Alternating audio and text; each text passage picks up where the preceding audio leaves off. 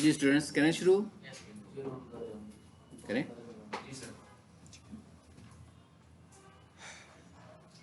ये हमने स्ट्रक्चर देखा था प्रीवियस क्लास में। टाइटल, बस टाइटल के साथ फाइल सेव की थी, सबने करके देखिए पक्का।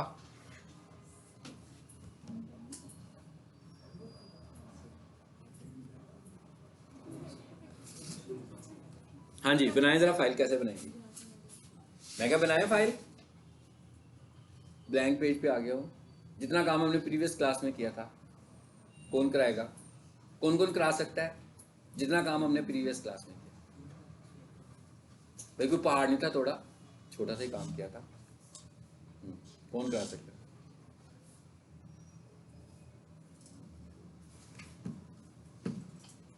आपको बंदा बुलाने लगे हैं कॉल करके? नहीं नहीं, हाँ तो बंद कर देना इसको फिर। जी कोई नहीं करा सकता।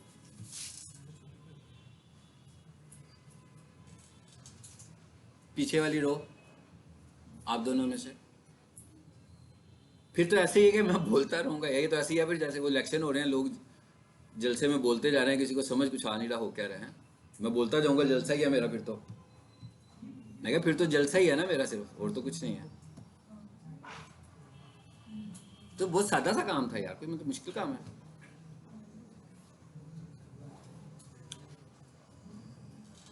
एक फाइल बनानी है जिसके अंदर हमें टाइटल लगाना है, यही सीखा था ना हमने प्रीवियस क्लास में बस। हाँ हेड उसका बॉडी, यही मैं कह रहा हूँ, एक फाइल बनानी है हमने, कौन बनाएगा? मुझे बता दे, मैं बनाई जाता हूँ।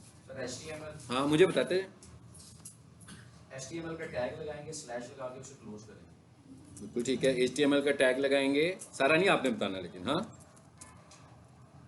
आपको मैं होम ट्यूशन तो नहीं ना पढ़ा रहा। बाकी लोग भी तो है ना मौजूदा बीच में हैं, उनसे उनसे भी पूछना है। सेम एज हेड करते हैं। अब एक बंदा बोला तो सारे बोलना शुरू हो गए एकदम है। अच्छा, हाँ आप नहीं थे उसमें, बिल्कुल सही है। आगे क्या करें जी? आप लोग भी छुट्टी पे थे हैं? आप और जो साथ बैठे हैं,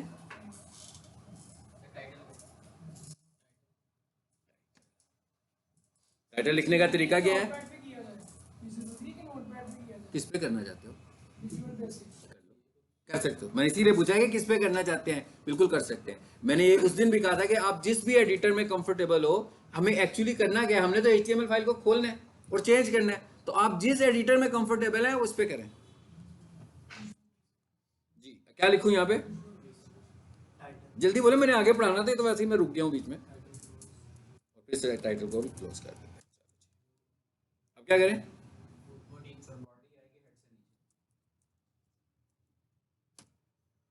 हेड से ऊपर आ गई है।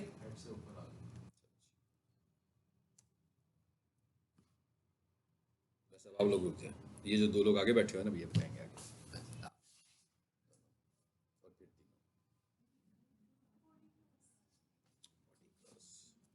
कोई ठीक है। अब रुक जाए, आप बताएं आगे से। आप नहीं छुट्टी पे, आपने कहा था कि मुझे समझ नहीं आया, मुझे आपकी वो भी याद है। नहीं तो आप सही वाली बात करें ना, आप ये क्यों कह रही हैं वो छुट्टी पर थी? छुट्टी पे नहीं थी। आप बताएं, आप बताएं। हाँ टाइटल लिख देंगे, कहाँ पे लिखते हैं? बॉडी के अंदर, यहाँ पे टाइटल मेंशन करते हैं। हैं? इसके आगे लिखना है, हेड में आएगा टाइटल। ओके हेड में आगे। अब कहाँ लिखूं टाइटल? टाइटल के अंदर। बिल्कुल सही है, बिल्कुल सही। हाँ जी,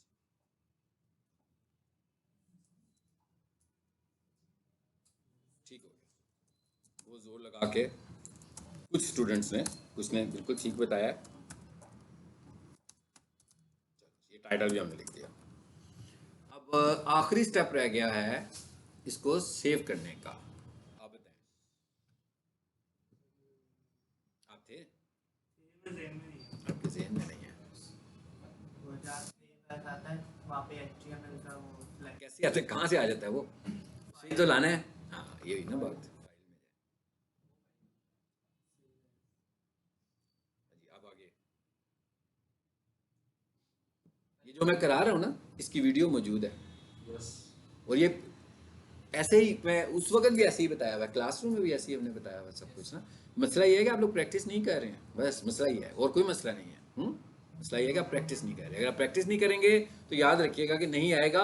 और अगर आपको HTML एडिट की समझ नहीं आएगी तो आप SEO नहीं कर सकेंगे, क्योंकि आपने जितनी दफ़ा भी SEO करनी है आपको इंटरेक्ट करना है कोड के साथ। ये SEO की पूरी फाइल बनाएंगे हम इसमें? इतना करेंगे जितना भी हम कर रहे हैं। उसका नेम जी नाम रख लें। चलो जी, ये मैंने रख लिया है फर्स्ट की बजाय सेकंड कर लेता हूँ। चलो सेकंड फाइल हो गई। अब आगे क्या करें? सर हम देखना किस में से। देखो क्यों, मैं आप बताएं ना, मैंने फिर ना देखना, आपने बताना किस में सेव करना है। क्या कर दें? क्या? HTML।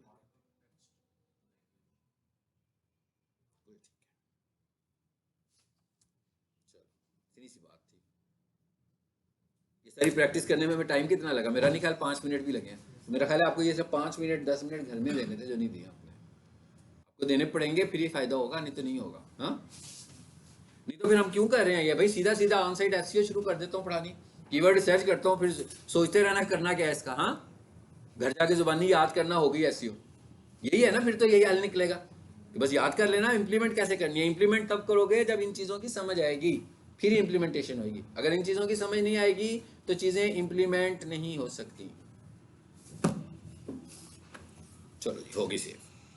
आई होप कि अब अगली क्लास में यहाँ पाएंगे नहीं तो यहाँ प्रैक्टिस करके आएंगे, है ना? दो ही ऑप्शन है। मैंने अगली क्लास बिल्कुल ऐसे ही करानी है जैसे आज करवाई है शुरू। स्टार्ट ऐसे ही होगी कि हम आज जो पढ़ेंगे वो आप प्रैक्टिस करके मुझे बताएंगे और फिर हम आगे जाएंगे, ठीक है?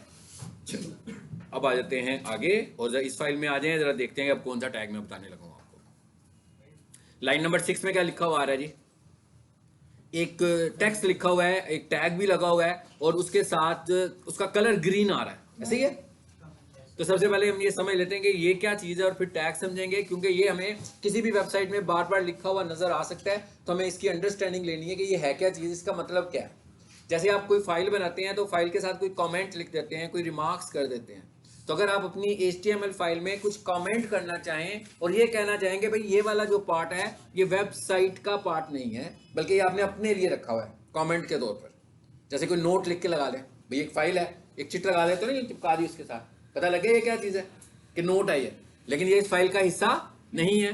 तो हम भी ये कह रहे हैं कि भाई हम अपने कोड को अंडरस्टैंड करने के लिए क्या करते हैं कि जहाँ जहाँ कोड लिखा है वहाँ पर एक छोटी छोटी सी हेडिंग लिख देते हैं, ताकि पता लग जाए कि कौन सा कोड कहाँ पर मौजूद है। लेकिन उस हेडिंग को हमने एग्जीक्यूट तो नहीं करना, क्योंकि वो कोडिंग का तो हिस्सा ही नहीं है, वो तो एक नोट है।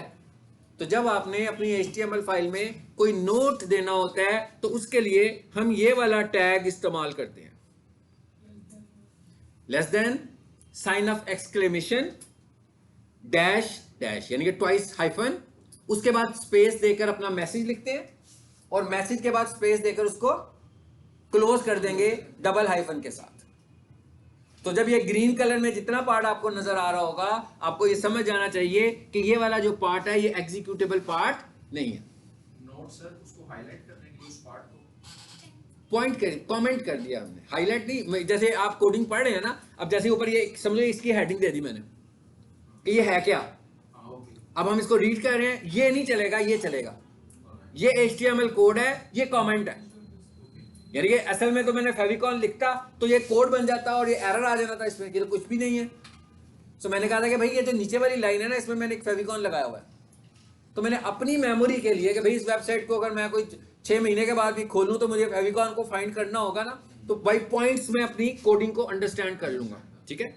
सो अगर आपने कुछ कमेंट करना हो अपनी वेबसाइट के कोड में तो आप जगह जगह ये लगा सकते हो। देखिए मेरा ख्याल है यहाँ पर खुली होगी प्रोफेशनल की तरफ से, ये खोलें जरा इसको, ये देखें जरा इसमें कितनी सारी जगहों पर लगा होगा। ये आ रहा है नजर, पता लग रहा है कहाँ कहाँ क्या। ये अब डेवलपर ने खुद लगाया हुआ है कि भाई ये किस काम के लिए लगाया हुआ उसने, उसको पता लग रहा है कि भाई ये मैंने कौन कौन से टास्क किए हुए हैं यहाँ पर। तो इजी हो जाएगा ना अंडरस्टैंड करना कि कौन सा टास्क कहाँ पर है। ठीक है, चलो जी आ जाओ इधर वापस। तो ये लगाने का क्या तरीका होता है कि टैग स्टार्ट करें, साइन ऑफ एक्सक्लेमेशन लगाएं, डबल हाइफन लगाएं और उसके बाद इसे अपना मैसेज दें और मैसेज के बाद इसे क्लोज कर दें डबल हाइफन के साथ। अच्छा अब एक काम करें जरा, थोड़ी देर के लिए सोचते हैं, इसको मैं हटा दूं यहां से।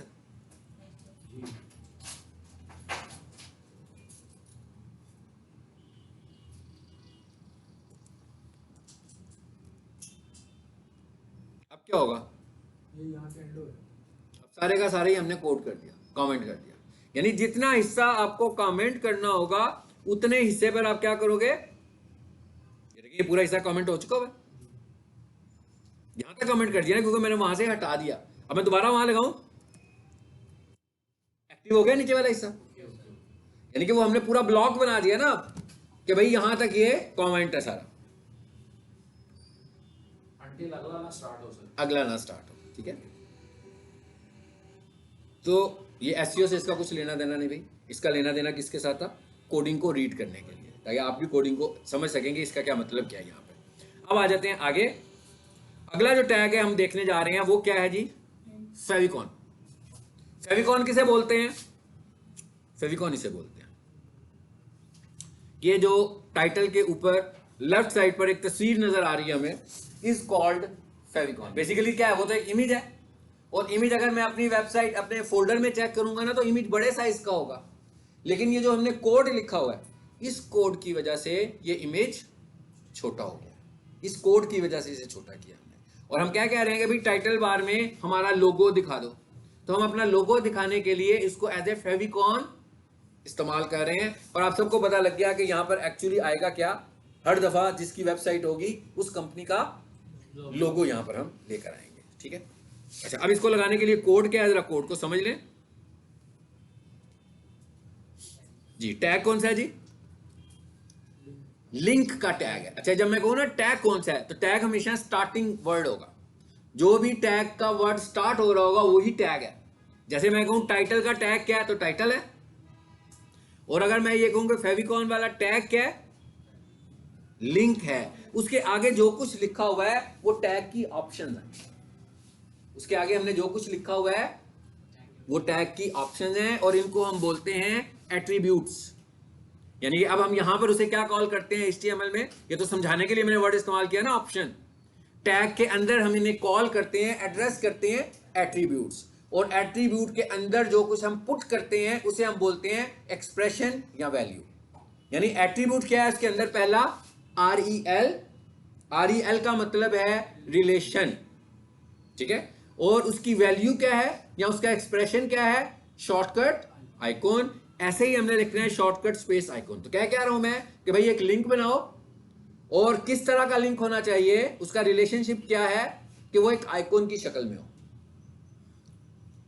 उसके बाद आगे अगला एट्रीब्यूट क्या है, href का मतलब होता है हाइपर रेफरेंस, के भाई कह दिया हमने कि लिंक बनाओ, फिर कह दिया उसे शॉर्टकट आइकॉन बनाओ, तो ये भी तो बताना भाई किसको बनाओ, तो इमेज भी तो कोई देना पड़ेगा उसको। तो href के अंदर हम वो तस्वीर बताएंगे, इमेज बताएंगे जिसको हमें छोटा करना है। ये एसईओ का एक बहुत स्ट्रॉन्ग फैक्टर है। जब हम किसी वेबसाइट की एसईओ को चेक करेंगे तो सबसे पहले मैं उसका टाइटल भी देखूंगा, और फिर मैं देखूंगा इसमें फेविकॉन लगा हुआ है कि फेविकॉन नहीं लगा हुआ। फेविकॉन रिकमेंडेड होता है PNG में, चाहे तो JPG में भी चल जाता है, लेकिन रिकमेंडेड क्या होता है कि आप इसका फॉर्मेट PNG का फॉर्मेट रखें। ठीक है, इमेजेस के जो हमारे पास फॉर्मेट हैं उनमें एक JPG है, एक PNG है, और जब मैं IMG का टैग पढ़ाऊंगा तो फिर मैं आपको बताऊंगा कि गूगल किन किन को रेकमेंड करता है। इसके अलावा एक वेब पी भी है, और भी बहुत सारे हैं, तो मैं बताऊंगा कि गूगल किन को रेकमेंड करता है। ठीक है, वो बात की बात है। अभी हमने ये कहा कि यहाँ पर क्या होना चाहिए, इमेज का फॉर्मेट PNG इमेज होना चाहिए आपके पास। ठीक है, तो अब हमने क्या किया भाई, ये टैग लगा दिया href is called attribute जी, exactly and href is an attribute, और href के अंदर जो पुट कर रहे हैं हम ये कह रहे हैं ये href का एक्सप्रेशन है या href की वैल्यू है। ठीक है, equal to inverted comma included favicon PNG, it's called expression. ये इसका एक्सप्रेशन है। जैसे शॉर्टकट आइकॉन है, ये एक्सप्रेशन है। All right. जैसे फेविकॉन इमेज है, ये एक्सप्रेशन है। लेकिन एट्रीब्यूट क्या है? href। अच्छा, अब जरा इस फाइल को सेव करें और जरा देखें कहाँ पे पड़ी हुई है। ये मैंने शायद रखी होगी यहाँ प्रोजेक्ट 123 के अंदर जी। ये फाइल नजर आ रही है आपको? ठीक है, अभी हमने सिर्फ फेविकॉन को देखना है।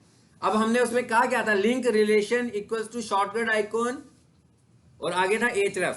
इसका मतलब क्या हुआ कि हमें इस फोल्डर में कोई तस्वीर भी रखनी पड़ेगी।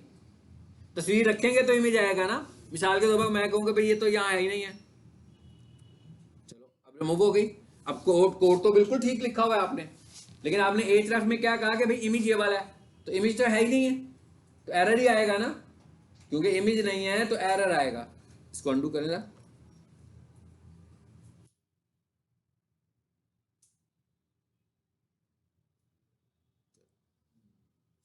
मैंने डिलीट किया था वैसे ही, अब मैं इसको अंडू करके वापस ले आया हूँ। आप जरा इसको चला कर देखें जी, ये ऊपर आइकॉन नजर आ रहा है आपको? बेस्ट नहीं नजर आ रहा, बस यकीन कर ले है मेरे कहने पे यकीन कर ले, ठीक है। वो इस तरह का है ना, छोटा बहुत है ना, इस वजह से नजर नहीं आ रहा। मेरे को उसका साइज बहुत छोटा है इसलिए नजर नहीं आ रहा, ठीक है। और ऊपर से वो जो इमेज है ना वो जरा बैकग्राउंड में है, डार्क बैकग्राउंड में है, इस वजह से नजर नहीं आ रहा। जब हम इमेज में इसको लगाएंगे तो यही बहुत बड़ा हो जाएगा। एक्चुअली इमेज इतना छोटा नहीं है, इमेज बड़ा है। अगर आप इसको डबल क्लिक करके फोटो व्यूअर में देखोगे तो इमेज तो बड़ा होगा, लेकिन एट्रीब्यूट ने उसको छोटा किया होगा, क्योंकि हमने उसे कहा क्या है? हमने उसे कहा कि relation equals to shortcut icon. तो इसका मतलब क्या हुआ? वो जो REL का एट्रीब्यूट था वो उसको छोटा कर रहा है, ठीक है। चलिए जी अब आगे चलते हैं। यानी कि अब हमने क्या किया? हमने 4-5 टैग्स दिए जो समझने हैं, बस SEO इन्हीं के इर्द गिर्द घूमती है सारी। उनमें एक टाइटल था, एक फेविकॉन था, 2 हमने समझ लिए। अब तीसरा टैग अब हम देखने जा रहे हैं, और वो कौन सा है जी? कौन सा है? Heading styles. हेडिंग स्टाइल्स जो लोग माइक्रोसॉफ्ट वर्ड इस्तेमाल करते हैं उन्हें पता होगा कि वर्ड में भी हेडिंग स्टाइल्स होते हैं। भाई वो ऊपर नॉर्मल की बात आती है, उस पर क्लिक करो, H1 H2 H3 H4 H5 H6 लिखा हुआ आता है। वो सारे के सारे हेडिंग्स देने के लिए उन्होंने दिए होते हैं कि भाई अगर आपने अपनी हेडिंग को स्टाइल में लाना हो तो ये यूज कर लें। सेम वही वाले 6 हेडिंग स्टाइल्स यहाँ पर भी मौजूद है हमारे पास, ठीक है। सो अभी तक बात से अंदाजा ऐसे हो रहा है कि शायद हमको इसको इस्तेमाल करने वाले हैं फॉर्मेटिंग के पॉइंट ऑफ व्यू से। बेशक ये HTML के फॉर्मेटिंग टैग्स हैं, लेकिन एज ए SEO एक्सपर्ट हम इसका इस्तेमाल कुछ और करते हैं। इसको हम डिफाइन ही अलग तरीके से करते हैं। अभी हम देखते हैं कि कैसे डिफाइन करते हैं, लेकिन अभी पहले हम ये देख लेते हैं कि कितने हैं जी। ये है पहला। ये को लगाना तो कोई मुश्किल काम नहीं है ना भाई। क्या लगाना है आपने? H1 क्लोज कर दिया, नीचे आए, ये बीच में कौन सा टेक्स्ट है ये बाद में देखते हैं। फिर कौन सा आ गया? H2, फिर कौन सा आ गया? H3, फिर कौन सा आ गया? H4 H5 H6, बस 7 तो कोई भी नहीं है। 6 हेडिंग स्टाइल्स हैं। जरा इस फाइल को चेक करें, आपको नजर आ रहे हैं? सबसे ऊपर ये बड़ा सा स्टाइल है, फिर क्या हुआ? छोटा हो गया, फिर उससे भी छोटा और छोटा होता जा रहा है। इवन अगर मैं आखिरी 6ठे हेडिंग स्टाइल को देखूं और ऊपर से पाकिस्तान को देखूं तो तकरीबन एक ही जैसे साइज में नजर आ रहे हैं हमें। ऐसे ही अभी तक देखने से हमें ऐसा फील हो रहा है जैसे कि ये कोई फॉर्मेटिंग है, यानी कि हम फॉर्मेट्स चेंज कर रहे हैं। HTML की इस लैंग्वेज में जब ये टैग इंट्रोड्यूस हुआ था तो उस वक्त ये फॉर्मेटिंग टैग ही थे, लेकिन जब हमने SEO पे काम शुरू किया तो गूगल ने इसको कुछ और कहा हमें। गूगल कहता है कि ये जो हेडिंग स्टाइल्स हैं, दीज कॉल्ड स्ट्रक्चर, ये एक स्ट्रक्चर है आपकी वेबसाइट का। इसकी एग्जांपल आप इस तरह करें कि जैसे आप बुक रीडिंग करते हो तो पहला चैप्टर शुरू होता है, हाँ, पहले चैप्टर के ऊपर एक हेडिंग लिखी होती है, उसके ऊपर एक नंबर भी लगा होता है 1, फिर उसके नीचे 2-3 लाइनों में कुछ मैसेज होता है, फिर आप नीचे आ जाते हो, फिर नीचे एक और हेडिंग होती है और उस पर लिखा होता है 1.1, फिर एक हेडिंग होती है, फिर पैराग्राफ होता है, फिर जब नीचे आते हैं तो आ जाता है 1.3, फिर जब उसके बाद जाते हैं तो मैं एग्जांपल को चेंज करता हूं और फिर लिखा हुआ आता है 1.3.1। इसका क्या मतलब है? 1.3 की सब हेडिंग हेडिंग आ गई है। अच्छा, ये वाली जो साइंस है, ये साइंस हमने कभी स्टूडेंट्स ने कभी स्कूल में सीखी हो? आपको किसी ने बताया हो कि इस तरह रीड करता है? बताया कभी? स्कूल में कभी बच्चों को हमने ये बताया कि भाई ये पढ़ने का ये तरीका, ये चैप्टर 1 शुरू होगा तो 1 का मतलब होगा कि ये मेन हेडिंग है, तो 2 का मतलब नहीं बताया ना। ये जनरली पता लग जाता है रीडिंग करने से, मतलब जो रीडिंग शुरू करते हैं तो खुद ही पता लग जाता है। गूगल भी यही कह रहा है, गूगल कह रहा है कि भाई आपके विजिटर को खुद पता लगना चाहिए कि मेन हेडिंग कौन सी है और सब हेडिंग कौन सी है, और क्राउलर को भी खुद पता लगना चाहिए मेन हेडिंग कौन सी है और सब हेडिंग कौन सी है। तो मैं आपकी मेन हेडिंग और सब हेडिंग किसको समझूंगा? जिसको आपने H1 में लिखा होगा मैं क्या समझूंगा? वो मेन हेडिंग है। जिसको आपने H2 में लिखा होगा मैं समझूंगा ये उसकी सब हेडिंग है। जिसको आपने H3 में लिखा होगा मैं समझूंगा कि H2 की सब हेडिंग है। और जिसको आपने H4 में लिखा होगा, अब ऐसा नहीं है कि आपने पहले H1 लगाया, फिर H2 लगाया, फिर H6 लगाया, फिर H5 लगाया, फिर H1 लगाया, तो इसका मतलब क्या हुआ कि डाटा अनस्ट्रक्चरल हो गया, समझ नहीं आ रही रीडेबल को। बुक की तरफ जाएंगे तो ये नंबरिंग चेंज हो गए कि 1, 1.2, 1.7, फिर 1.3, फिर 1.23, फिर 1.9। गड़बड़ होगी ना, समझ नहीं आ रही कि क्या चीज़ है भाई, कौन सा पॉइंट किसको रिप्रेजेंट करने लगा हुआ है। लेकिन अगर वो सीक्वेंस में आ रहे होंगे तो सब चीज़ें ठीक है। तो गूगल कहता है मुझे भी ऐसे ही दिखाओ सब कुछ। तो जब मुझे ऐसे दिखाओगे, आपकी वेबसाइट में कंटेंट के बाद सबसे ज़्यादा जो वेटेज है वो हेडिंग स्टाइल की है। यानी गूगल वेबसाइट को रैंक करने में कंटेंट के बाद जो सबसे ज्यादा वेट देता है वो किसको देता है? हेडिंग स्टाइल को देता है। यानी आपकी वेबसाइट के रैंक होने में पहला रोल किसका है? कंटेंट का है कि भाई मैं उसे क्राउल करूंगा कि क्राउल नहीं करूंगा। तो वो कहता है हाँ भाई मैं इसे क्राउल करूंगा अगर आपका कंटेंट यूनिक होगा। अब दूसरी बात वो क्या कहता है कि यूज ऑफ हेडिंग स्टाइल्स, कि आपने स्ट्रक्चरल फॉर्म में अपना डाटा लिखना है। स्ट्रक्चरल फॉर्मेट है क्या? हेडिंग स्टाइल का यूज ऊपर से नीचे की तरफ, यानी ऊपर 1 होनी चाहिए, फिर 2, फिर 3, फिर 4। ऐसा नहीं होना चाहिए कि आप सबसे ऊपर लगाएं 5 तो उसके नीचे 3 लगाएं फिर 1 लगा दें। या ऐसा भी नहीं होना चाहिए कि आपने वेबसाइट शुरू ही 2 से की। एक H1 भी जरूर होनी चाहिए, कम से कम आपकी पूरी वेबसाइट में मिनिमम 1 H1, यानी एक ज्यादा भी हो सकती है, एक से बहुत ज्यादा रिपीट नहीं करनी, मगर एक से ज्यादा भी हो सकती हैं, लेकिन कम से कम एक हेडिंग स्टाइल 1 होना चाहिए। क्योंकि अगर आपका कम से कम एक हेडिंग स्टाइल 1 नहीं होगा तो गूगल उसको स्ट्रक्चर नहीं मानेगा। यानी आपका जो आगाज है वो कहां से होना चाहिए? H1 से। अब आए इस वेबसाइट पे, मतलब 6 से ज्यादा हो सकती है। आपके कंटेंट के ऊपर डिपेंड करता है कि भाई आपके कंटेंट में अगर आपने एक टॉपिक को एक्सप्लेन कर दिया, अब आप एक नया टॉपिक की बात शुरू करने लगे हैं तो आप ट्वाइस H1 यूज कर सकते हैं, लेकिन आप बार बार H1 यूज नहीं कर सकते। ऐसा नहीं है कि गूगल खुद से ही ऑब्जर्व करे, वो कहेगा भाई आपने H1 का इस्तेमाल बहुत ज्यादा किया हुआ है, इसे रिड्यूस करें, ये ज्यादा हो गया है। वो कहता है बाकी की हेडिंग्स, क्योंकि अगर हम बार बार H1 लगा रहे हैं तो गूगल को ऐसे लग रहा है कि भाई यार थोड़ी देर के बाद इसका टॉपिक शुरू हो जाता है नया, अभी पहला टॉपिक भी एक्सप्लेन नहीं हुआ और नया टॉपिक शुरू हो गया। यानी गूगल उसको क्या समझ रहा है कि आपका स्ट्रक्चर है ये, बस। अब इस वेबसाइट को अगर हम देखें, जूम जरा बड़ा हुआ है, जूम थोड़ा सा छोटा कर ले।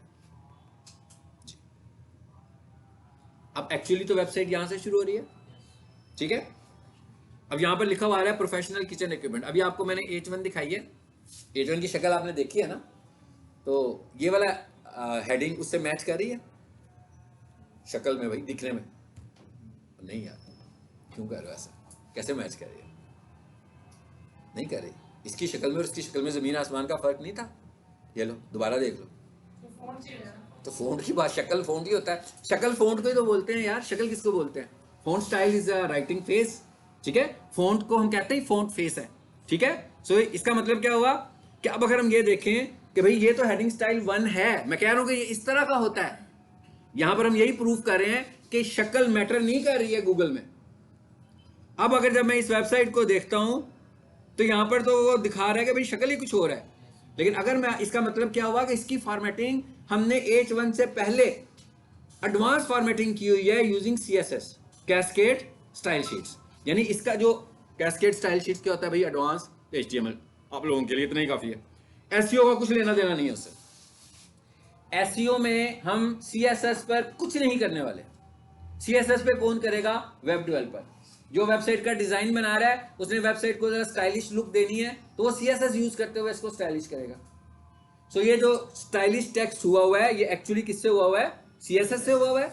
लेकिन जब हमने इसको आकर देखा, ये यूं कह ले कि गूगल ने इसको देखा, सो गूगल ने कहा कि भाई यहाँ से आपकी वेबसाइट शुरू हो रही है और बहुत खूबसूरत लिखा हुआ है आपने, मगर H1 कहाँ है? मैंने तो आपसे कहा था कि H1 के बाद बात शुरू करनी है। सो फिर जब मैंने कहा कि भाई विजिटर को ये कहा, क्लाइंट को ये कहा कि भाई ये लगा लो, तो उसने मुझे कहना भाई इसकी शक्ल देखो कैसी है और उसकी शक्ल देखो, वो ज़रा खूबसूरत है, ऐसे ही है ना, वो राइटिंग स्टाइल ज़रा खूबसूरत बना हुआ, ये तो खूबसूरत नहीं है। हम क्या करेंगे, हम कहेंगे भाई ये लिखा रहने दो, इसे नहीं हम कुछ छेड़ते। करूँगा क्या मैं, यहाँ पर जाकर क्या लगा दूंगा, H1, बस जो कुछ उसने लिखा हुआ है उसको लिखा रहने देंगे। उसके शुरू में जाकर क्या लगाऊंगा, यहां पर लगाऊंगा H1 और वहां पे जाकर उसको क्लोज कर दूंगा। लग गई H1? मैं क्या लग गया H1? अच्छा, अब H1 का टैग और SEO का टैग फॉर्मेटिंग के पॉइंट ऑफ व्यू से वेट किसका जा रहा है? CSS के टैग का जा रहा वेट है। HTML यानी अगर आपने HTML का फॉर्मेट यूज किया और ओवरराइट कर दिया CSS से, तो HTML का फॉर्मेट नजर नहीं आएगा, CSS का फॉर्मेट नजर आएगा। इसका मतलब क्या हुआ कि फॉर्मेट कौन सा दिख रहा है मुझे, CSS का, लेकिन इनकोड किसके अंदर हुआ है, वो HTML के अंदर। अब जैसे ही HTML लग गया, H1 लग गया, अब गूगल ने जब इसको रैंक करने के लिए आया, क्राउलर इस पर आया, तो एक्चुअली गूगल देखें, गूगल मैं कहता हूं भाई कीवर्ड्स को ढूंढता है, ऐसे ही है ना, गूगल कीवर्ड्स को ढूंढता है और उसकी बेस पर आपकी वेबसाइट को दिखाता है। लेकिन क्या गूगल के क्राउलर को इतने सारे कीवर्ड्स याद कैसे होते हैं भाई? ये भी तो क्वेश्चन है ना, कि गूगल को कैसे पता कि कीवर्ड है? अरे गूगल को कैसे पता लगेगा ये कीवर्ड है? कीवर्ड तो मेरा बिजनेस है, मुझे पता कीवर्ड है, आपका बिजनेस है, आपको पता कीवर्ड है, लेकिन गूगल उसको कीवर्ड कैसे मान रहा है कि ये कीवर्ड है? हम रिसर्च करते हैं इसी वजह से। गूगल उसको इन एलिमेंट्स की वजह से कीवर्ड मानता है।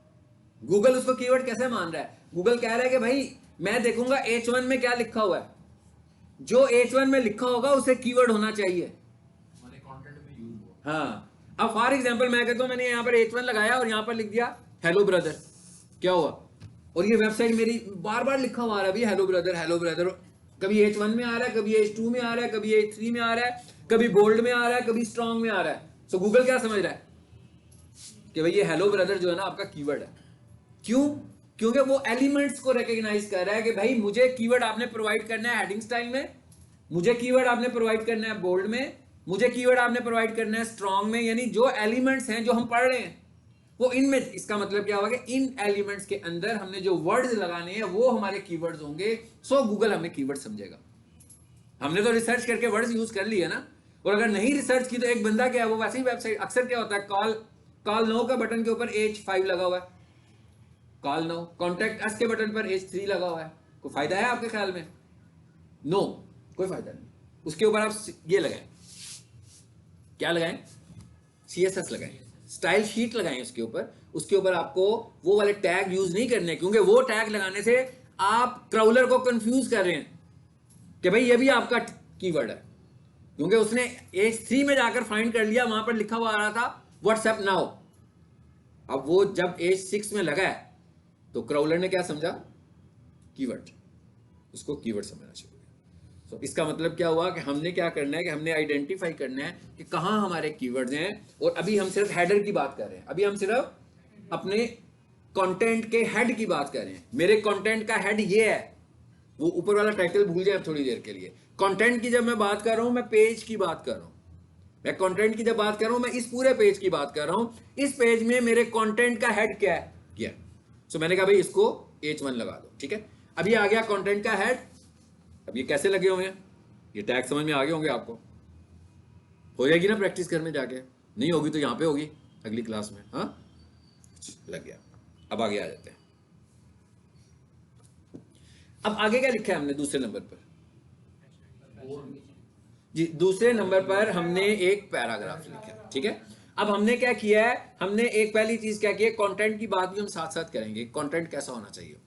एक तो आप देख रहे हो कि मैंने पैराग्राफ छोटा सा लिखा, क्या ख्याल है, छोटा पैराग्राफ है ना, और उसके बाद उसका जो सेंटेंस है वो उससे भी छोटा है। यानी कंटेंट लिखने की साइंस क्या है कि आपका जो कंटेंट है वो पैराग्राफ्स की शक्ल में हो, नंबर 1, पैराग्राफ्स छोटे छोटे हो, और उस छोटे पैराग्राफ के अंदर नंबर ऑफ सेंटेंसेस हो, और सेंटेंसेस भी छोटे छोटे हो, और इजी इंग्लिश हो। ऐसे नहीं है कि भाई वो कोई बंदा आपकी वेबसाइट पढ़ने के लिए पहले साथ डिक्शनरी खोली है उसने कि भाई ये जो दरमियान में वर्ड आ रहा है इसका क्या मतलब है, तो देखने वाला तो सोचेगा कि भाई ज़बरदस्त कमाल हो गया है, इतनी मुश्किल वेबसाइट बना दी है ना, लोग समझेंगे किसी फॉरेन की वेबसाइट है। ये आपको हर्ट कर रही है, आपने ईजी इंग्लिश इस्तेमाल करनी है। ये अच्छा कंटेंट की निशानी है।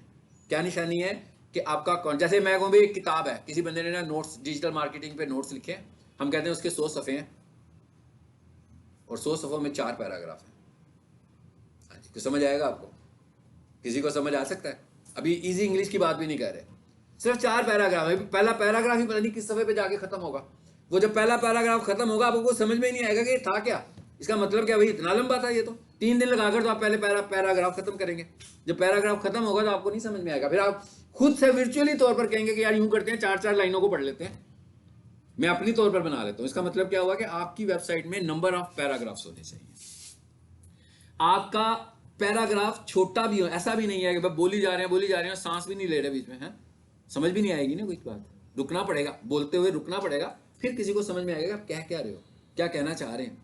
रुक रुक कर जितनी मर्जी बातें कर लें, लेकिन एक ही सांस में की हुई बात तो किसी को समझ में नहीं आएगी। तो वो कहता है भाई छोटे पैराग्राफ्स, छोटे सेंटेंसेस, इजी इंग्लिश, ठीक है।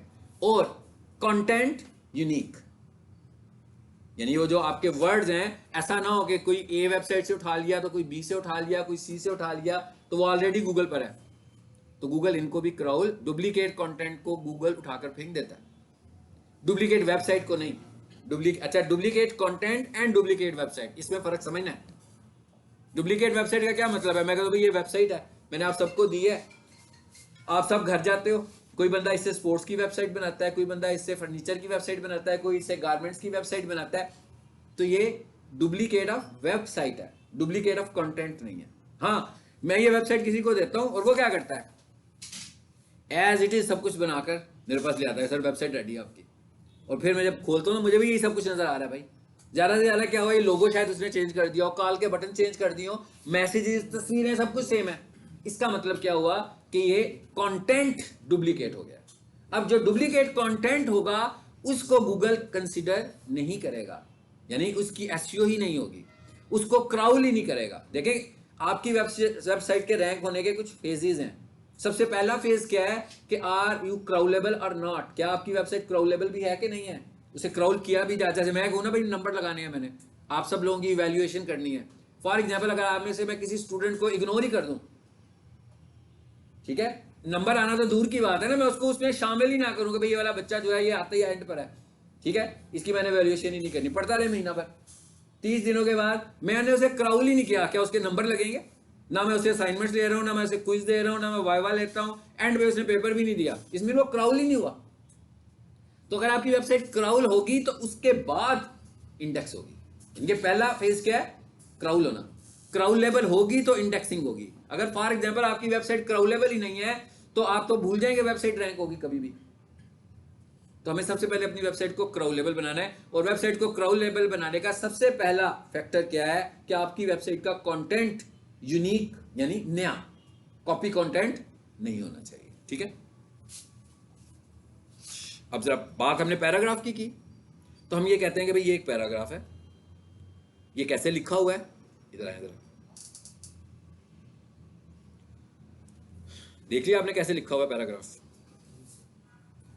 किस टैग में, जो ब्लॉक बन गया देखें खुद ही, इधर से लेकर इधर तक, ये नोटपैड प्लस प्लस ने इसका ब्लॉक दिखा दिया ना मुझे कि भाई पैराग्राफ यहाँ से शुरू हो रहा है और पैराग्राफ यहाँ पे खत्म हो रहा है। ये टैब कौन से लगाए आपने, ये ऑटोमेटिकली आ गया, कौन से? ये नहीं, ये मैंने लिखा है, ये यूँ समझेंगे मैंने टाइपिंग पे चाहिए अपनी। मेंशन किया उसको। हाँ, ये ऐसे था, फिर मैंने टाइप किया तो मैंने कहा भाई दोबारा ना टाइप करना पड़े मुझे। हाँ हाँ, मैंने खुद टाइप किया। अच्छा, खुद लिखा। हाँ हाँ, मैं जैसे टाइपिंग पे चाहिए, अभी लिख नहीं रहा। ओके ओके, जैसे मैं कल सब कुछ लिख रहा था ना, आज लिख नहीं रहा प्रीवियस क्लास में, क्योंकि मैंने पढ़ाया पिछली बार, मैंने कहा क्या जरूरत है दोबारा टाइप करने की, भाई टाइम बचा रहा हूँ सिर्फ, ठीक है, टाइपिंग का टाइम सेव कर। मैंने सबसे पहले पी लगाया, फिर ये टेक्स्ट लिखा, ठीक है। तो सबसे पहले क्या है, अब देखें, इन द लॉन्ग रन आपने ये सब कुछ तो नहीं करना ना, इन द लॉन्ग रन, ठीक है। जैसे ही मैंने वेबसाइट एडिट कंप्लीट कराना है आपसे, तो मैंने आपसे कहना है कि भाई ये लो ये वेबसाइट, इसको जाकर अपनी वेबसाइट बनाओ और इस पर एसईओ के फैक्टर्स अप्लाई करना शुरू कर दो। तो अब आपके पास जब प्रोजेक्ट्स आएंगे तो लोग अपनी वेबसाइट्स आपको देंगे, तो आप किसी की पी का टैग नहीं लगाओगे भाई। वेबसाइट पे तो पैराग्राफ ऑलरेडी बने हुए हैं, हेडिंग्स भी ऑलरेडी बने हुए हैं। हाँ ये हो सकता है कि हेडिंग में किसी ने हेडिंग्स ना यूज की हो, तो फिर मैं क्या करूंगा, H1 लगा दूंगा जाकर, ठीक है। लेकिन पैराग्राफ्स तो होंगे ना, ये तो पहले से, ये हमने नहीं लगाने, ये हम सिर्फ इसलिए सीख रहे हैं कि हम समझ सकें। और पी के टैग में कोई एसईओ नहीं है, ये ध्यान में रखिएगा। पी का टैग एसईओ डिपेंडेंट नहीं है भाई, वो पैराग्राफ्स है बस, जो नंबर ऑफ पैराग्राफ्स बने हैं वो पी के टैग से बने हैं, इतना समझ लिया, ठीक है। अच्छा अब मैंने ये लिखा, तो एक काम करते हैं, इसको हटा देते हैं, चलिए इतना हटा सकते हैं। अब देख रहे हैं बोल्ड हुआ हुआ था, खत्म हो गया है ना, ये भी बोल्ड हुआ हुआ है पाकिस्तान।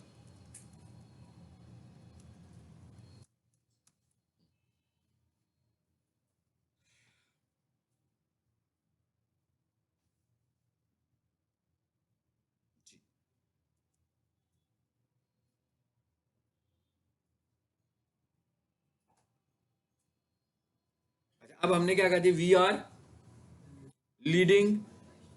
अब मैंने ये एक पैराग्राफ लिखा है, किसमें, अब हमने क्या लिखा जी, we are leading professional kitchen equipment manufacturer. तो इसमें हम ये कह रहे हैं हमारा कीवर्ड जो है ना वो है प्रोफेशनल किचन इक्विपमेंट। अब हमने पैराग्राफ के अंदर जाकर एम्फेसिस करना है कि भाई पहचानो इसमें से मेरे कीवर्ड को। तो कैसे पिछवाऊंगा उसको मैं, कि इससे पहले अब पैराग्राफ को कैसे हाईलाइट करना है। जैसे हेडर को हाईलाइट किया, कैसे किया, हेडिंग स्टाइल से, ठीक है। और पैराग्राफ को कैसे हाईलाइट करना है,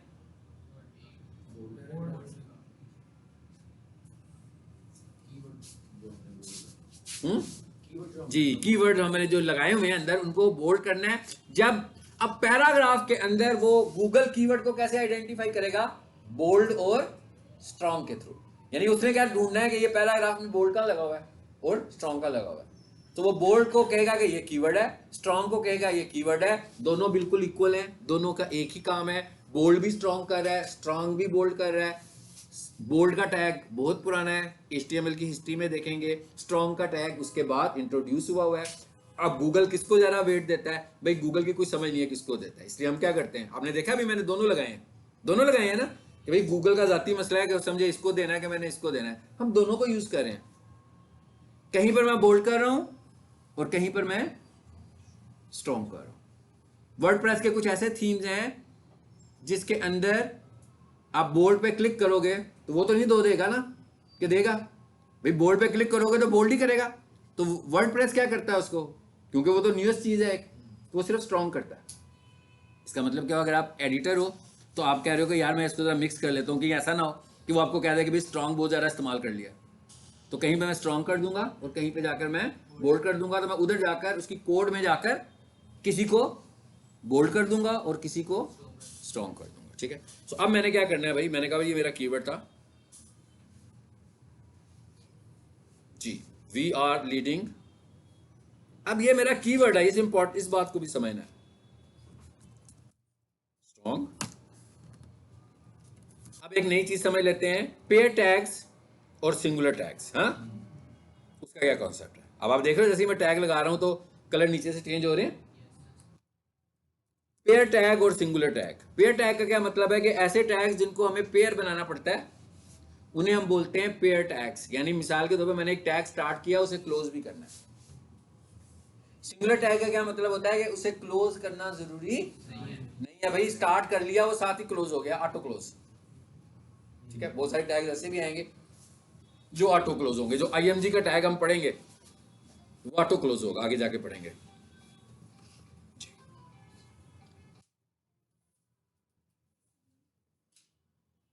इसको जरा रिस्टोर करें, इसकी भी समझ में आ गई। अच्छा, अब हम अगर देखेंगे H6 और स्ट्रॉन्ग दिखने में एक जैसे लगते हैं कि मैं वैसे ही कह रहा हूं, आप लोगों को भी ऐसे ही लग रहा है। चलो H5 को कर लें, चलो H5 को, तो हम कहते हैं भाई हम यूं करते हैं, H5 को जो है ना स्ट्रॉन्ग की जगह पे लगा लेते हैं, है तो वैसे ही। क्या ख्याल है H5 भाई, H5 और स्ट्रॉन्ग एक जैसे ही है ना, वेट वाइज देख रहे हैं हम एक जैसे ही लग रहे हैं। ये भी बोल्ड कर रहा है, वो भी बोल्ड कर रहा है, और उनकी बोल्डनेस भी एक जैसी है तकरीबन।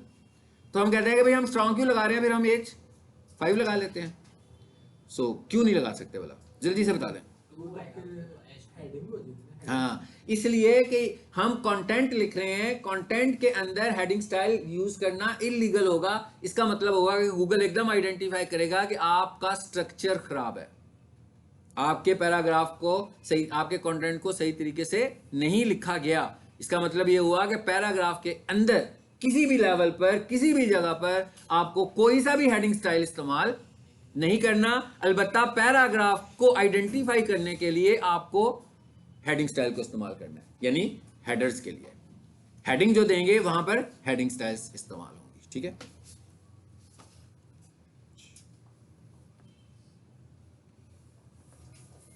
आज हमने कितने सारे टैग कर लिए,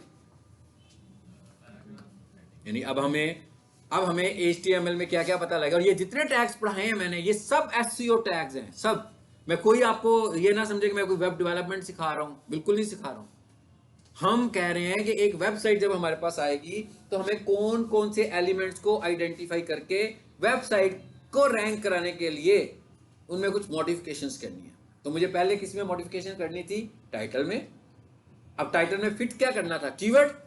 कीवर्ड क्या होता है ये नहीं पढ़ा अभी हमने। हाँ, जब हम एडिट कंप्लीट करेंगे तो फिर हमारा अगला एसईओ का जो पहला टॉपिक होगा वो होगा what is keyword, type of keywords, keyword research. फिर हमें समझ आ जाएगी कि टाइटल में जो वर्ड लेकर आना है कीवर्ड, वो बनना कैसे है। तो टाइटल के बाद फेविकॉन, फेविकॉन के बाद एक और भी इसमें है मेटा, उसको हम डायरेक्ट एसईओ में देखेंगे क्योंकि उसको हम यहाँ पे समझ नहीं पाएंगे अच्छे तरीके से। उसके बाद तीसरे नंबर पर क्या था, बॉडी।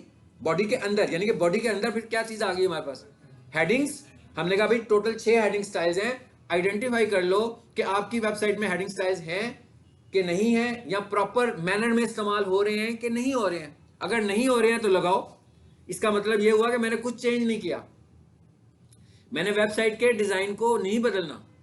वेबसाइट का जो डिजाइन डेवलपर ने बनाकर दिया और जो क्लाइंट ने मुझे वेबसाइट दी है ये वैसे ही चलेगी, सिर्फ मुझे उन जगहों पर अपनी चीजों को ऐड कराना है। सो हेडिंग स्टाइल का यूज किया। उसके बाद मैंने देखा कि भाई पैराग्राफ का जो स्ट्रक्चर है वो कैसा है। अब जैसे मैंने भी आपको साइंस बता दी, अब एक आइडियल कंटेंट क्या होता है, एक वेबसाइट के लिए आइडियल कंटेंट क्या है, कितना कंटेंट है। एक वेबसाइट के लिए आइडियल कंटेंट जो हमारे पास है वो कम से कम आइडियल कंटेंट 500 से 600 वर्ड्स का होगा। अच्छा कंटेंट जो होगा वो 800 का होगा, 1000 का होगा, और मैक्सिमम जो कंटेंट होगा वो 1000 वर्ड्स का होगा। यानी आपको इतना कंटेंट लिखना है। लेकिन 1000 वर्ड्स लिखने का मतलब ये है कि आपके पास बात करने के लिए बहुत कुछ था। ये सिर्फ 1000 वर्ड्स को पूरा करने के लिए नहीं करना, बल्कि मैसेज आपके पास इतना बड़ा होना चाहिए। अब इन सब कंटेंट के अंदर हम कीवर्ड्स का इस्तेमाल कितना कर सकते हैं, हम इसमें कीवर्ड्स का इस्तेमाल 2.5% कर परसेंट, नॉट 2 कीवर्ड्स, ये नहीं कह रहा, बल्कि 2.5%। इसका मतलब क्या हुआ कि अगर 500 वर्ड्स हैं तो उसका 2.5% कम होगा, और अगर 800 वर्ड्स हैं तो उसका 2.5% ज्यादा होगा, और अगर 1200 वर्ड्स हैं और ज्यादा होगा। इसका मतलब क्या हुआ कि जैसे जैसे मैं कंटेंट बढ़ा रहा हूं, मेरी कीवर्ड की रेशो भी, यानी कि नंबर ऑफ कीवर्ड्स भी उसमें बढ़ते जाएंगे, जिससे मुझे फायदा होगा। लेकिन अगर मैं जोर जबरदस्ती सिर्फ कीवर्ड्स को रिपीट करवाऊंगा, स्टफिंग करूंगा कीवर्ड्स की, तो वो गड़बड़ है। वो गूगल कहता है कि रेफरेंस के साथ, कॉन्टेक्स्ट के साथ होना चाहिए। तो कीवर्ड की रेशो कितनी होती है, 2.5%। यानी कि हमने जो कीवर्ड यूज करना है वो मैक्सिमम हम लोगों ने यूज करना है 2.5%। ठीक हो गया जी। अब हमारा नेक्स्ट क्लास जब होगी तो हम उसमें इमेज की बात करेंगे, हम उसमें हाइपर लिंक्स की बात करेंगे, बस इतनी सी बात करेंगे तो समझो टैग्स हमारे कवर हो गए। फिर हम वेबसाइट डिज़ाइन की बात करेंगे कि हम ये चाहेंगे कि भाई अब हमने एसईओ शुरू करनी है, तो मैं चाहूँगा कि ये वाली जो वेबसाइट है ना, ये वाली वेबसाइट आपको दूंगा ताकि आप इस वेबसाइट को कुछ ना कुछ अपने लिए तैयार कर लें। ठीक है, ताकि जब मैं एसईओ पढ़ाऊं तो उसका एक एक एलिमेंट आप इस वेबसाइट के ऊपर अप्लाई करते जाएं। तो इंशाल्लाह होपफुली 2 से 3 लेसन्स में हम HTML से स्विच करके एसईओ पे आ जाएंगे। ठीक है।